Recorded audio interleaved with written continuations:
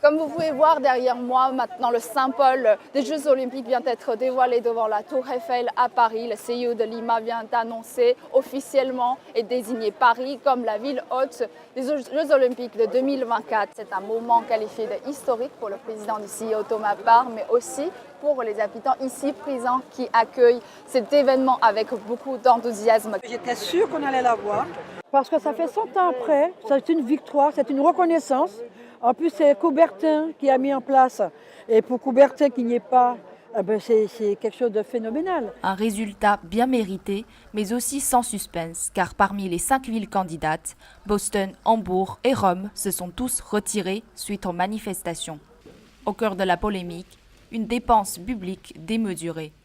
En réponse, la mairie de Paris montre l'intention de travailler dans la maîtrise financière et fixe un budget de 6,6 milliards d'euros. Nous avons prévu des jeux qui s'appuient pour 95% sur des installations qui sont existantes. Nous construirons évidemment un village média et un village d'athlètes, mais ce seront des écoquartiers, c'est-à-dire qu'après les Jeux, ils serviront au logement, à des équipements publics pour les habitants. Le village olympique verra le jour à Saint-Denis, dans la banlieue de Paris. Et la mairie a promis sa transformation en 4500 logements. Anne Hidalgo, la maire de Paris, veut inscrire les Jeux dans l'esprit d'après COP21, mais quand il s'agit de transformation urbaine, il reste encore beaucoup à faire. Il y a des sols qui vont être aussi dépollués, et notamment la Seine, où on va essayer qu'elle soit nageable. Aujourd'hui, on ne peut pas nager dans la Seine. Paris-plage, ça aura vraiment tout son sens quand on arrivera à nager dedans. À côté de l'infrastructure, Paris est confronté surtout aux questions de sécurité. Moins d'un an après les attentats du 13 novembre, la France a défendu sa candidature devant le CIO en faisant valoir son expérience.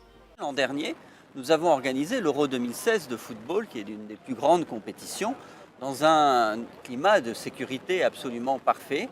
Et pendant les 7 années qui viennent, nous accueillerons d'autres grands événements internationaux. Et à chaque fois, nous portons une grande attention à accueillir les gens qui viennent à Paris. Une attention non seulement contre des risques d'attentats, mais aussi des pickpockets. Une nouvelle unité de sécurisation des touristes vient d'être créée, la première étape avant que Paris renouvelle son image à l'occasion de 2024. Wei Yutian, CGTN, Paris.